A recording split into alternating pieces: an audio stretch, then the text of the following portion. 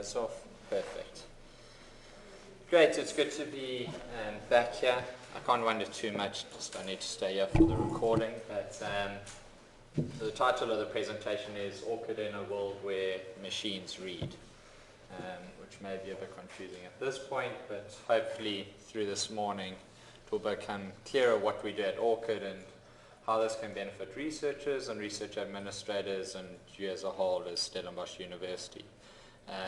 Just to briefly introduce myself, I'm the Regional Director for ORCiD in Middle East Africa and Canada.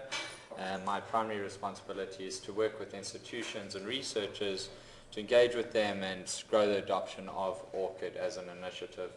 ORCiD is a non-profit organization. It was started by the community for the research community. And hopefully today we'll share some insight into what we do. Out of interest, who has an ORCiD record in the audience today? Good. So hopefully by the end of today we'll get those of you that haven't registered for an ORCiD record to create one. So the most important thing that we do at ORCiD is work with researchers. So the focus around researchers, and first and foremost, we want to look at, well, what does a researcher want? Researchers want to be read, acknowledged, and quoted. They want credit or recognition for the work that they do. So that's very important that we as an organization focus on this when we develop our systems and develop integrations across the community. The second aspect, and this is a challenge that researchers face, and this is a global challenge, researchers want to spend more time on research and less time on reporting. And increasingly we have reporting burdens because this is what the funders are requiring, this is what the institutions are requiring to keep record of this metadata. So how do we relieve this burden on researchers and take away this time that they're spending on reporting? If you look at some of the funding systems locally, such as the National Research Foundation, how do we make that process simple and easy? How do we enter a username and password and allow for them to have all your information in a split second? So how do we work towards that as a community?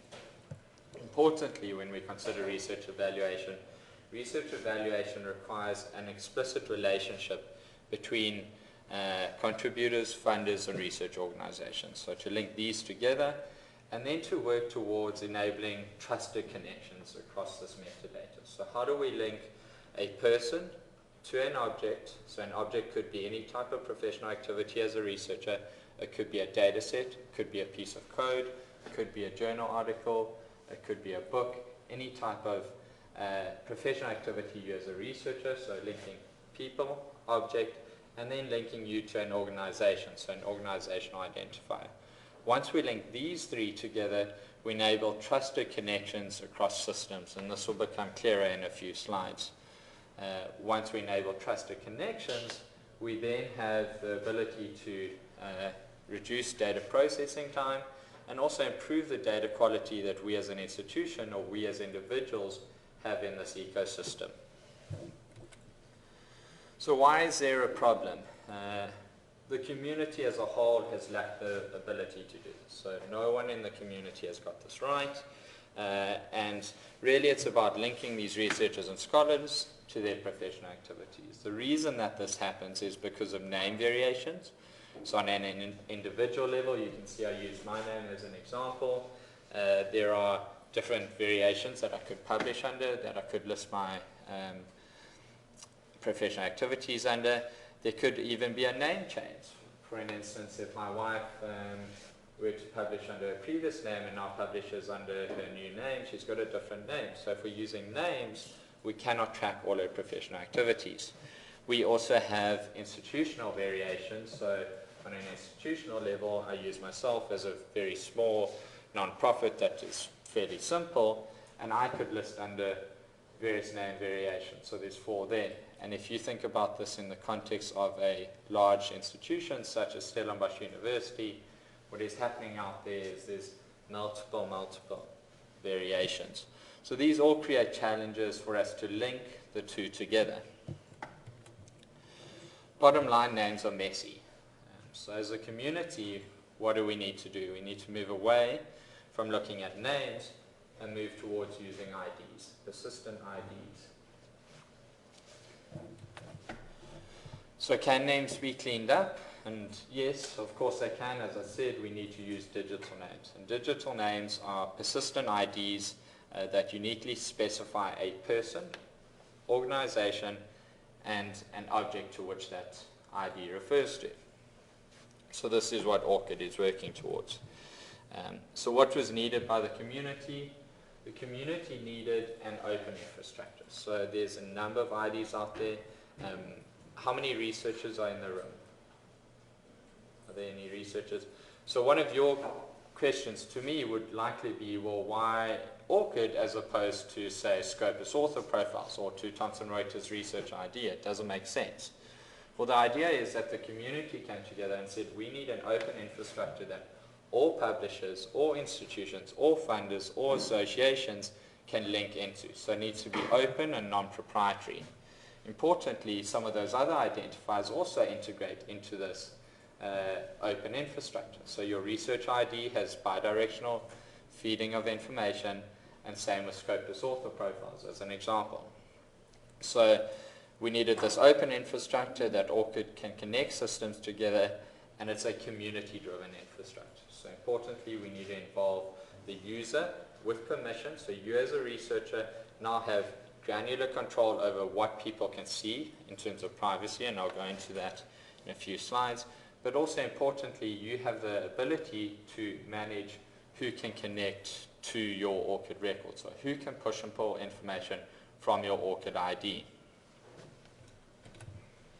So on the first level, we provide persistent IDs. And here's an example of 4 different individuals, all with the same name, but 4 different IDs. So similar to the ID that you have in an ID book, we have an ID in research now.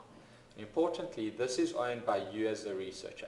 It's not associated to any institution, regardless of whether they ask you to connect or force you to connect. If you work there, you still own this ID. If you leave the institution, you take this ID with you, and you will use this across publishers, across funders, across associations, etc.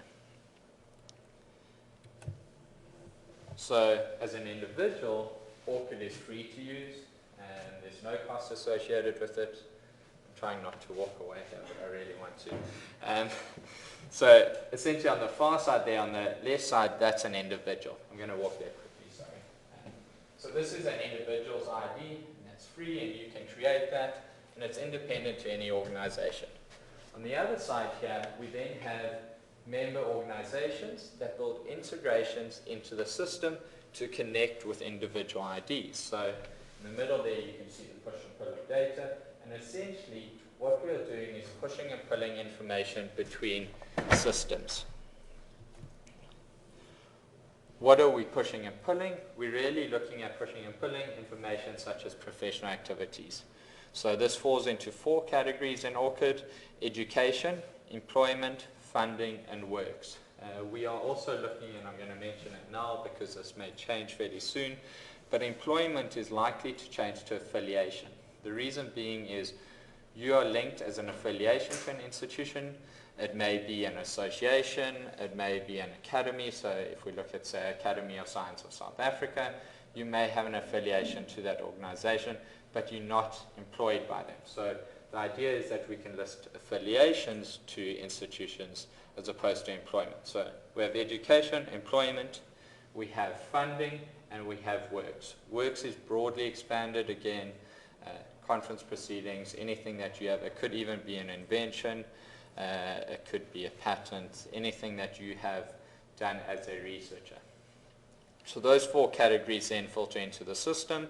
You as an individual can manually add this, and I'm going to say this clearly, strongly discouraged.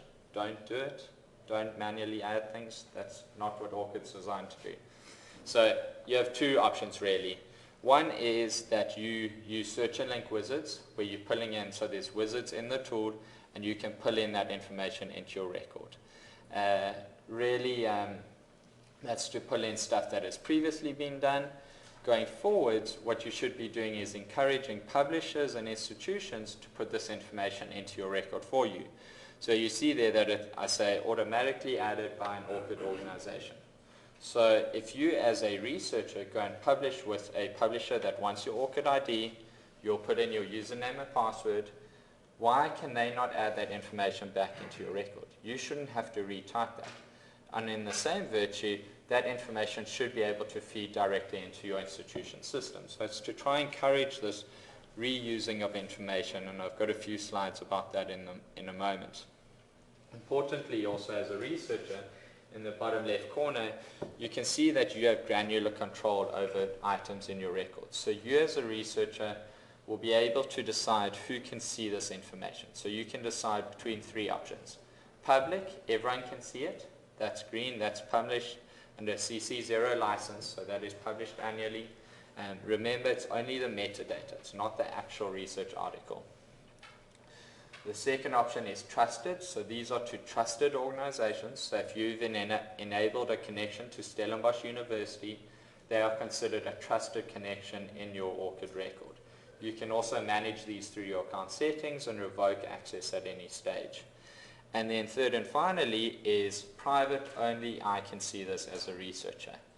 Often the only fields that are listed as only me in ORCiD are an email address of an individual. So you can choose, you may list, and we encourage you to list multiple email addresses. You may want to choose that one is publicly available for everyone to access and the rest are hidden and not seen by the public. So by doing this, we're giving the researcher more control and granular control over their information, what feeds between systems. Importantly, as a researcher, you need to understand that how all these systems connect. The more privileges or the more trusted connections you give to institutions, publishers, etc., the less work you're going to have to do because they're going to do the work for you via their systems. ORCiD then returns things like this. So as an institution, we're more concerned about XML and JSON data. That's what ORCiD is important for.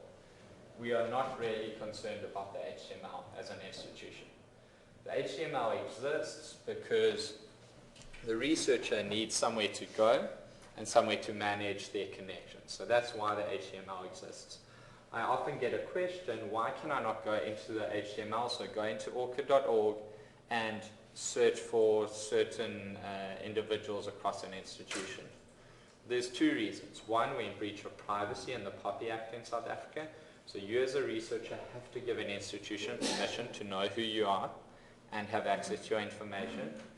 But two, it's more about the metadata coming into your system and how you use that metadata behind the scenes as an institution. So how does ORCiD work? So I quite like this analogy of using credit cards. So ORCiD works similar to how you use a credit card. So it can be used across systems. It provides the researcher with a secure ID, a card, with asserted connections, and importantly synchronizes metadata and requires no manual input from the user. So if the system didn't work in the research world, so let me use the analogy of the credit card again. I go to a restaurant, I'm traveling on business, I take my corporate credit card out and I swipe my credit card, and the restaurant says to me, won't you mind giving me your first name, your last name, where you work, what you actually had for dinner, how much it was, and I've got to manually now give this to the restaurant. So this is frustrating, really irritated, this is stupid, I've got a credit card, it should just work. I then go back to my organization and they say to me, we see you had dinner somewhere, won't you actually give us all this information again? So I've got to retype this all again. So I've got to give them, am I moving away from that? Oh, perfect, that will help, thanks. So I've got to retype my first name, last name, I've got to tell them what I ate at dinner, how much it cost. Doesn't make sense, I'm having to retype all this information. So the idea is that ORCiD effectively is a researcher's credit card. So when you go to a publisher, you swipe your credit card. When you go to a funder, you swipe your credit card. When you go to your institution, you swipe your credit card. And this information feeds across systems and it requires no manual input from the individual user. So importantly, the swipe is effectively you giving permission. So instead of swiping, researchers provide permission using their username and password. We request this because we need to know it is accurately you. So you enter your username and password, and as a researcher, this is the experience that you'll go through. So, sorry, and I'm going to shine here, but you will click something like this, create or connect your ORCiD ID. You will then get prompted to a screen like this, where you'll either sign in or register for a new account if you don't have one yet. And then you'll get prompted to a screen like this. So it will say Stellenbosch University or IEEE or the National Research Foundation would like this permission from you. I would highly recommend, if this box is checked, leave it checked, because it means that you don't have to allow this permission every time you access their system. And then at the bottom you would click authorize. You also see here that you can revoke permissions at any stage. So if you click account settings as an individual in your ORCiD record, you could revoke this access. And simply by doing this, we've swiped a card, we swiped our ORCiD credit card and given this institution or organization permission to push and pull information from our ORCiD record. So what does this look like in the community context? So we have, and I'll talk through some use cases. So myself, Matthew, I want to go publish with IEEE. So I go to a publisher, IEEE have made it mandatory across all their journals, and they launched this on July 11.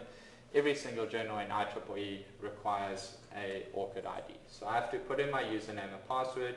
If I go back a slide, I will again click a button, do the username, and IEEE I'll give them permission. So I give them permission. They then pull things into their system. So they'll pre-populate things such as first name, last name, where I work into their system. I can still edit it in their system, but the idea is that I have to do minimal typing in their system. Once this is in, my article goes through peer review. They say, great, it's published, and they allocate a DOI. So a DOI is a digital object identifier. That DOI is allocated with my ORCiD ID, and an organization known as Crossref will push this information back into my individual record as Matthew. So I have now put in a username and password, my paper went through the peer review, and suddenly in my ORCiD record this was listed as a work.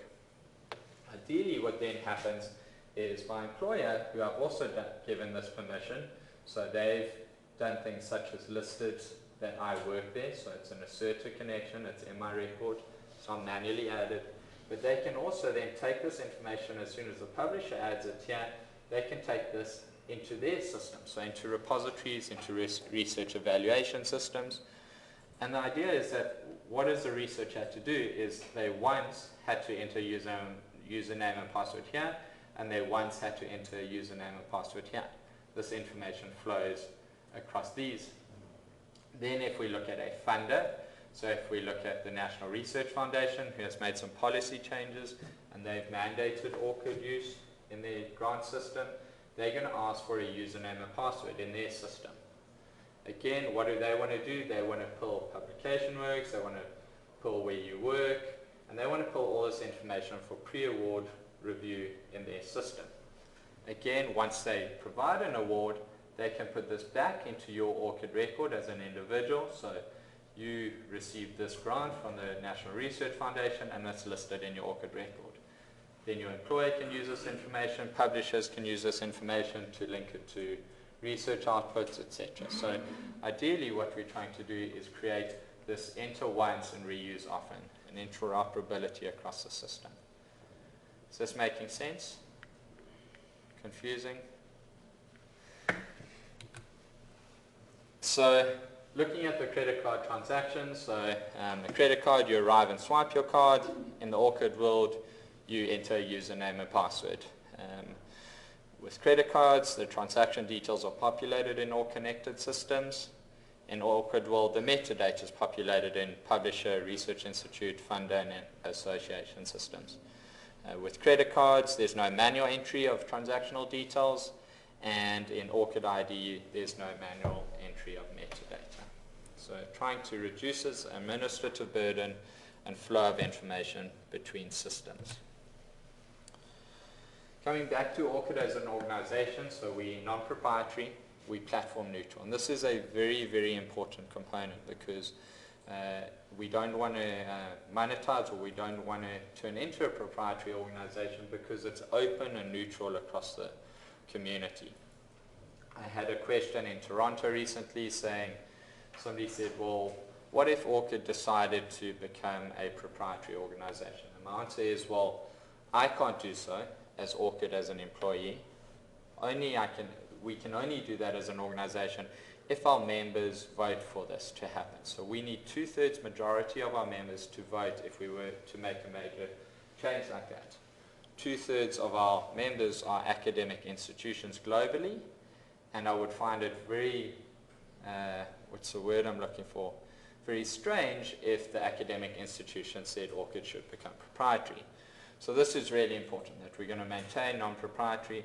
And also importantly, we have some larger proprietary organizations. So if we look at, say, Elsevier or Thomson Reuters, and not to knock them, they do great things and they're great supporters of ORCiD, but they, as a member organization of ORCiD, only have one vote. The same as Stellenbosch University, as a member organization, have one vote in this. So it doesn't mean to say that larger organizations have more say in what happens in ORCiD. So that's very important. We're an international service that integrates multiple identifiers, so you can connect different identifiers to this identifier system that then also has integrations into different systems. So it doesn't sit in isolation in a specific ID or a specific profile system. It integrates with all of these systems. The registry is free for individuals to use. There's no charge to that. And then we offer independent non-profit membership to organizations to integrate with us. We have open data, so as I said, anything in an individual's ORCiD record that is listed as public is published annually under a CC0 license, so that is open. That data set's open, the software is open, our APIs are open, and our documentation is open.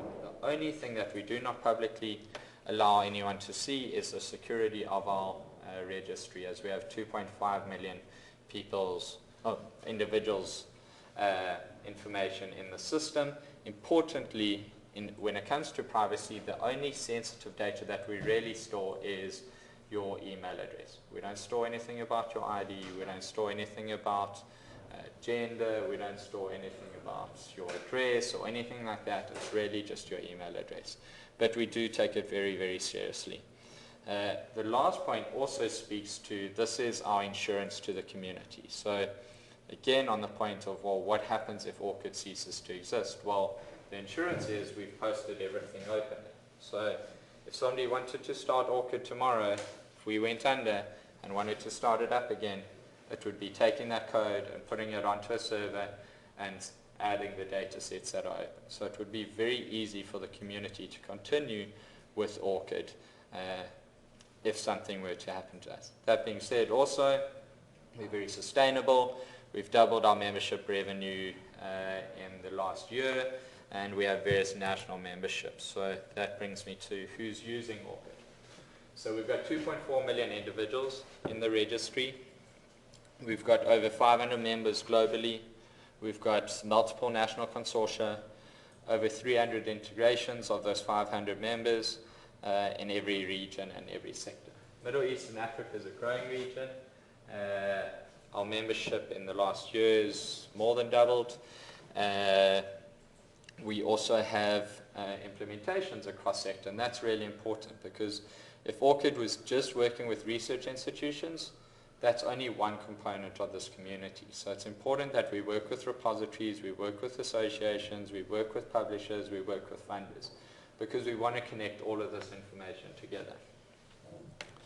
We have various university implementations, so we've got national consortia in Denmark, the United Kingdom, Italy, Australia, Finland, and Belgium. We also have New Zealand coming on board this month, Taiwan coming on board this month, Canada coming on board in January. And this isn't about us as ORCiD gloating, hey, we're so great. It's really about us saying, well, the community is behind us in these national adoptions of ORCiD. In Italy, as an example, when they launched their national consortia, they had 70,000 researchers sign up in a month, which was really, really impressive to see. And really what that enables is, as a region, as a country, Italy now has this open infrastructure that they can feed information between systems and track research professional activities. We also have US consortia. I'd love to say that they would agree one day, but we won't ever have that, so we're always going to have different consortia. So we got 3 there. We got a 4th consortia coming on board also in the next 2 months. So ORCiD is enabling assertions. So enabling assertions across different systems for researchers, which then use this to, one, they're going to authenticate with the individual, they're going to collect information about this individual, they're then going to display this in their systems, and then they're going to connect persistent identifiers for people, places, and things across research workflows. So what is the typical collect and connect? And this is from an institutional point of view for a university. So the first step would be to collect IDs for the individuals, ensure associations are with the preferred name, enable cross-system tracking and analysis. The second step that a university would look to do is to display IDs in their systems. So in various systems that are within the institution, they will then look to display these. Third, they would then look to connect information, so to start adding things such as affiliation back to your record, contributions, anything from the repository, they can start looking to add back into the system. I do want to say here, because there are also researchers in the room, that this is not a simple process. I guess I don't want to say not simple, because the API, but there is some mapping that the institution has to do, and I know we just had a meeting, and Stellenbosch is moving towards doing some of these things, so I don't want to say more, Mari.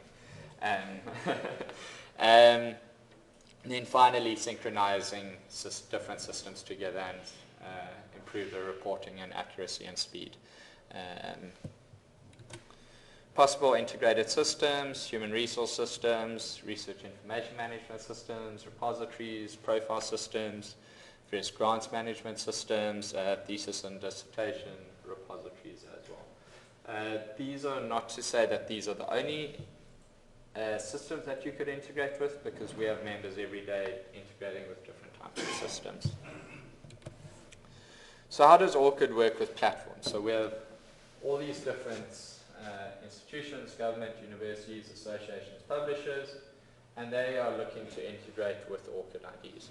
Importantly, none of these 2.4 million IDs are associated, or associated is the wrong word, they're not owned by any of these institutions. So these float independently and continue to float independently. The ORCiD ID, regardless of where this researcher works or moves throughout their career, will stay the same ORCiD ID, and they will essentially just enable the permission for any one of these organizations to connect. And you could have 20 different organizations connecting to you as an individual. The same notion, institutions could have all 2.4 million IDs connected to their system, provided that each of these 2.4 million individuals has given them the permission to do so. So in internal systems, if we've got the Stellenbosch University researchers, typically they would look to pull previous affiliations of you as an individual, education, funding, and works from ORCiD. They will then also look to push back, so your affiliation, your current affiliation, works from a repository and thesis and dissertations into your ORCiD record. What this looks like in practice, this is an example of an institution in Saudi Arabia, and essentially this is an individual, so this is in their repository on the left-hand side here. So this individual, the ORCiD ID is displayed. They've got this ID through authentication, so the individual had to enter their username and password. This then links, if you click this, it links to the ORCiD record. And here they've asserted where this person is educated, so this is a student in material science and engineering. The source is the CALS repository, so you'll notice if you add anything as an individual into ORCiD, the source will be your name. So here we know that the source is trusted. It's a system-to-system connection. They've also then added in here the source, the CALS repository, has also added their thesis, and they've put a URL handle on this as well. So we've now linked a person identifier, which is ORCiD, a content identifier, a digital object identifier, and a Ringgold ID, which is an institutional identifier. They also did the same for advisors and committee members on that paper and linked it through to ORCiD as a record. You'll notice that I always refer to ORCiD as a record, and we speak less about ORCiD as a profile system, because we are not a profile system. Profile system is where an individual has to do work and manage information as a profile. ORCiD is a conduit and an ID to enable interoperability across systems. So that's what we work towards. We do have to have this profile-like platform for researchers, because we do need some sort of way that the researcher can see these records linked to their name. This is really interesting. Universities, so Oxford University is saying, well, we're just reusing information that's already available. So doing their researchers a big service in saying that, well, this information's already there. The publisher's already created it. We're just going to reuse it for our data management and our reporting. In another tweet, we saw somebody in Canada saying, and this I think applies to South Africa, I spent 2 hours entering publications into my Canadian Commons CD. I've spoken to various researchers in South Africa. This is a similar challenge when working with the NRF system locally. So somebody commented and said, well, in an alternate universe, you could have entered your ORCiD username and password, and that information could have been there. This really irritated Canadian Commons CV, but it's good, because we live in this day and age that computers are clever. They do a lot, but we're not using them in a meaningful way. So trying to reduce this and get less of these tweets and more of these types of tweets. Funders that are using ORCiDs, I haven't included here, but the National Research Foundation has mandated use of ORCiD. I'm still waiting for the exact communication. They sent out to a lot of the institutions a week and a half ago, so I just want to check the date, but from what I understand, it's from the 1st of January next year. Publishers, so we've got over 400 publishers that integrate with ORCiD. We just had another publisher now at 19, so 19 publishers as of yesterday will require ORCiD IDs. What does this mean? It means that it's mandatory. You cannot publish with one of these publishers if you don't have an ORCiD ID. Mandatory is a very strong word, and at ORCiD as an open initiative we are concerned about mandatory because we don't want to force anyone to do anything. It's not what we are about as ORCiD. So we're trying to really work with these publishers to make sure that they explain the benefit to the researchers about what this is going to do for them. But the publishing community and some of the funders that have made it mandatory said, well, this is our role to play in the community, and in order for this to flow across systems, it's important for us to make it mandatory. And we also said, yeah, but you're making somebody do something, and they turned around and said, we're making individuals into a username and password. It's not that much of an administrative burden. So it's really not creating too many challenges. So how does the flow look in the publishing sort of workflows? And this is important to reiterate. So as an individual, you will go into a system and they will ask you for your ORCiD username and password. You enter that, they capture your ORCiD ID, and this obviously goes through some peer review process, and then from there, this ORCiD ID is submitted in metadata to an organization known as Crossref. The same applies if you submit a data set and to another platform. The same would apply. You would submit manuscripts, or you would submit with your username and password. The metadata would be included. The only difference would be if it's a data set, it would go to an organization known as DataSite. Both these organizations then take this DOI and they will send this into the individual's researcher's ORCiD record. So importantly, at this step here, as an individual, what you need to know is you will be prompted, you'll get an email from Crossref saying, we noticed that you publish with so-and-so publisher. Can we update your ORCiD record if we receive future publications and this publication with your ORCiD ID? I would recommend strongly that you say yes, because this is going to save you a lot of time and effort. Essentially what that does is gives them permission, so you'll have to again do an authorization, but this will give Crossref or DataSite permission. Anytime you publish something new that has your ORCiD ID associated with it, they will automatically add this to your ORCiD record for you, without you having to type anything in yourself. From there, the ORCiD record serves as a conduit, so this can feed into library systems. So again, if you've given these systems permission, they can pull it into library systems, profile systems, various funder systems. But you have to enable the permission along these processes. So as an individual, it's important to remember, I just need to authorize who I want to have access to my ORCiD record. Auto update in action, so this whole process here, we call auto update. This was an individual, their first paper was passed, really excited, a couple hours later, it was already in ORCiD. And that's what we talk about real time. As soon as they authorize that, click add now, this was now in their ORCiD record. So very simple for them to do. And essentially, this could then flow, I don't know where this individual was, but if they were at a university or a association, this could flow into their system real time, without anyone having to retype any information. What is the researcher responsibility? Register for an ID. So hopefully those of you that hadn't registered, please register. And then use the ID. So when we talk about using the ID, remember authentication is the key. So it's clicking this button here, create or connect your ORCiD ID, and allowing that permission to happen.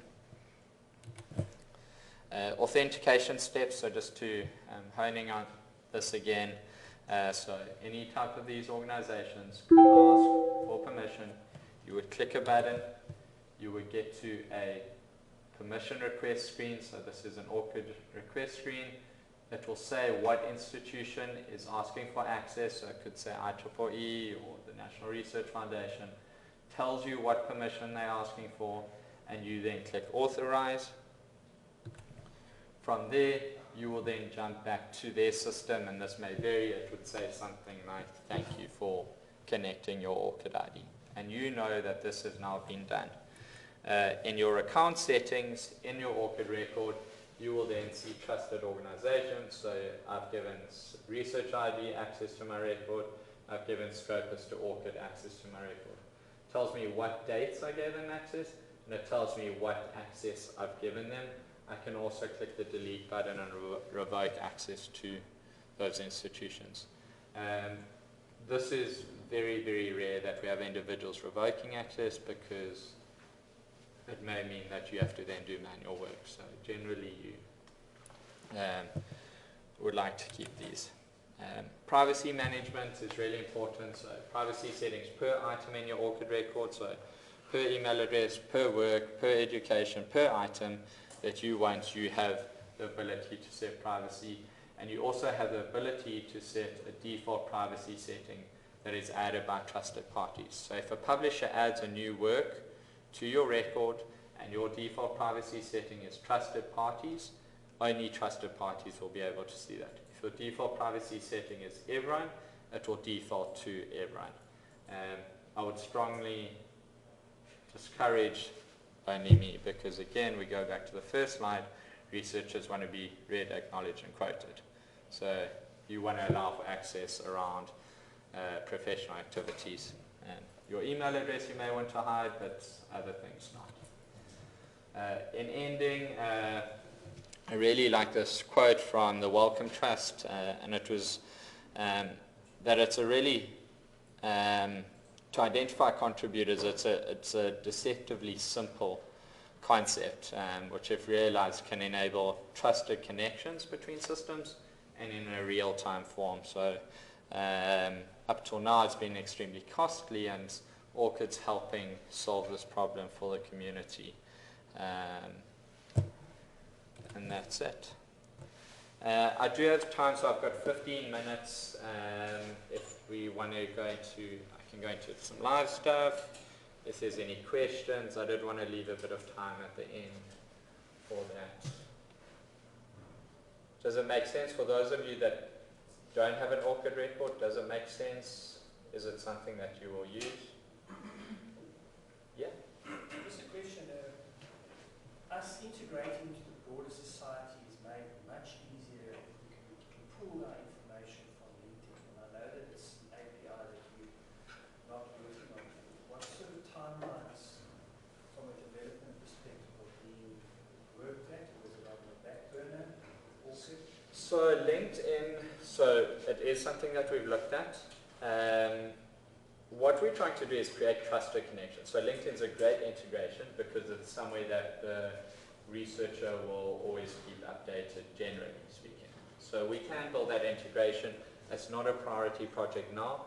The reason being is we are more focused on getting universities and associations to do this integration because we want the university to create an asserted connection. Whereas LinkedIn is by the individual. So you as an individual would rather go to a funder and they want this information to say, I work at Stellenbosch University or I receive funding here, and when you show them your ORCiD record, when they pull that information, they see it's from an asserted source. So it's from a specific organization, system-to-system connection. As opposed to, and it will be a system-to-system connection, but LinkedIn people can put in whatever they want there, if that makes sense. But it is a great integration, and I think it's something that we're looking at. What is likely to happen is in one of our outreach meetings, we ran code fests or hackathons. And to be honest, the LinkedIn integration isn't difficult. It's quite easy to do this. So it's something that we would probably do there in one of our hackathons or code fests. Remember that, so ORCiD's, January last year, we had 7 employees. We're now 22 employees. So we're growing in team, but we also, as you heard, I cover Canada, Middle East, Africa. So that's sort of the situation at ORCiD. We a bit stretched for bandwidth, but our technical team does do as much as they require. Also, on development, you'll see that we've got an open Trello board. So if you want to see what our development team's currently working on, search for ORCiD Trello. I can also send you the link, Mari. You can maybe share with everyone. And you can also comment and send through feedback. We're quite a dynamic organization. If there's problems or things that we need to change that are critical now, we could do it straight away. An example was somebody in Russia was creating fake IDs, but I think there were about 100 every second or something. And our tech team stopped that in 10 minutes, created a verification and deleted the IDs in 10 minutes. So we are dynamic to change things if they need to happen, but obviously we're trying to sort of map it out. But we rely on you as a community to also feedback suggestions like that. Yeah?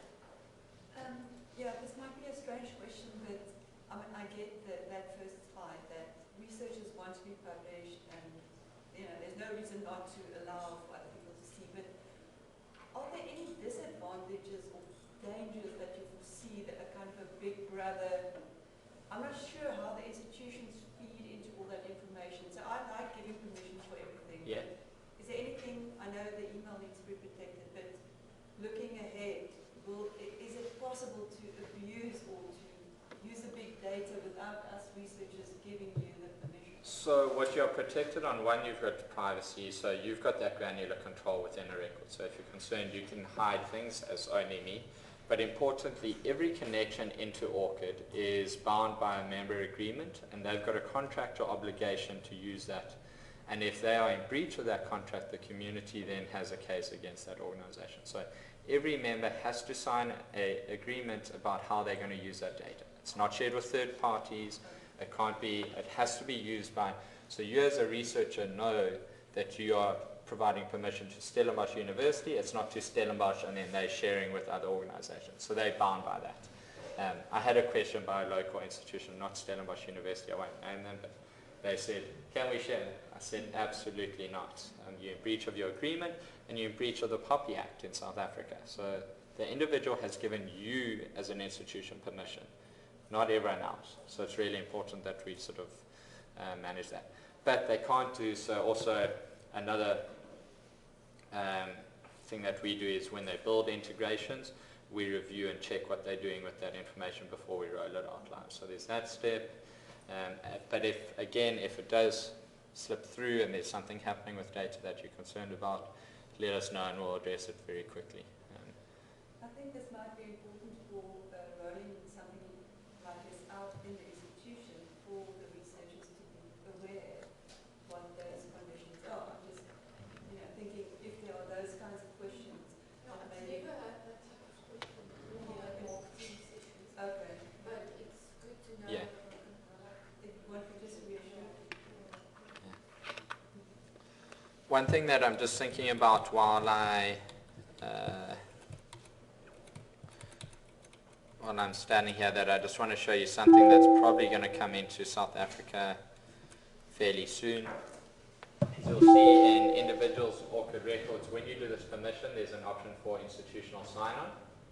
And South Africa is moving towards a federation. It's called SAFI. The idea is that all institutions will have a federated identity that can form part of SAFI. What then happens is you can use your institutional credentials, so the same credentials that you use as your institution to sign into ORCiD. At the moment, if you click on institution account and look for Stellenbosch University, it won't be there because the federation isn't set up and they haven't joined EduGain. But once that is done, you then can use the same credentials across systems. What you can do also in the meantime is if you have a Facebook account or Google account, you can sign in with those as well into your ORCiD records. So we're trying to make it easy, and this is across publishers, across funders, any system that you go to where you click this button can use those same credentials. So you don't have to also remember a million different credentials across systems. Yeah? So any integration with there seems to be a growing trend to sort of augment your publications on ResearchGate's sort of a space where you can put things out there directly. Yeah. I sense that you're leaning more towards a strong affiliation with authorized institutions, but the trend is counter to that. Yes, so we do. I mean, if you look at Research ID, you can pull things, Scopus author profiles. ResearchGate, the one you mentioned, initially saw ORCiD as a competitor. We don't have competitors. We work with all IDs, anyone that wants to work with us. So I'm going to throw this back to you as a community. Tell ResearchGate to work with us because we've approached them. What they have done now is they've allowed for a link to your ORCiD ID. There's huge benefit in ResearchGate using the information from ORCiD because we're having publishers put records into ORCiD and that can feed through into, and if they have a link with ORCiD, it's authenticated. You as an individual don't have to go and validate in ResearchGate anymore if they're using ORCiD. So anything from ORCiD knows you because you have to put in your username and password at some point. So there's huge benefit in that. We are less concerned about what they have to pull into our system, and also if they want to pull information into their system, it doesn't cost them any money. They don't have to join as a member. So again, back to the community, encourage them to try to do so. We are knocking on the door, but it helps when we have more people knocking with us. Hopefully one day it will open. It's open slightly, they've included it, but yeah.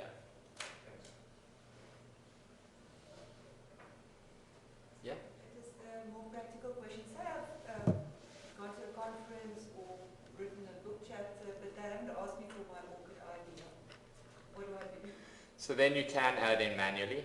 It is there, it is available, so you can add it in manually. We're working to try, so we're working with IEEE around conferences. If you look at Fitz Press, what they're doing, they're now with books capturing ORCiD IDs, so we've got a book project going. We've got people that are linking code from GitHub, so you can link from GitHub, so software code. So it's really open. You can, so if it's not available through a link, you can add it manually. We would like to have everyone, but really it was the focus around publications. We're now expanding. I met with NIPMO last week up in Pretoria around patents. So how can we get patents in for researchers from an inserted connection to try and include those as well. So yeah, if it's not there, add it as a book. Unfortunately, we rely on the different integrations, but we'll get there one day. But yeah.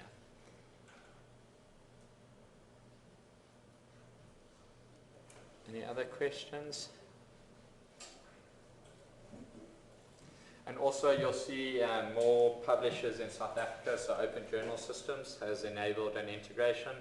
That's a free open source system, so that's most publishers, or a lot of publishers in South Africa are using OJS, and it's going to be free for them to include an ORCiD ID. So what's great is your ORCiD ID can be linked, and then they'll send that to Crossref, and then your records will appear in your ORCiD record without you having to touch anything. Yeah? Thank you. I want to ask about funding. Is the funding only for publishing or for the research? Funding, so the funding is really from these different types of funding. So the funder will choose what they list it as. So they'll put that into your ORCiD record and explain what the funding is, and they'll put a URL handle so you can link actually to the grant and look what that was for.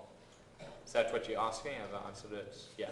So it's not bound to any specific type of funding. It's really funders can choose whatever type of funding they provide, they can put that metadata into ORCiD for you.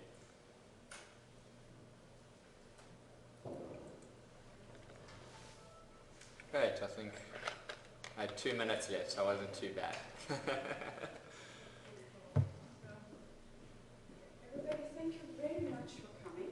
And Natalie, thank you very much for Thank you. flying out and doing I'll this put for us. also my contact It's always details on very here. interesting, and I always end up discovering new questions when people have, which is actually quite good. So thank you everybody for coming. And Natalie, thank you. I Thank hope you you're very allowed much. to That's- fly home with wine. Yeah, that's great. Thank you very much.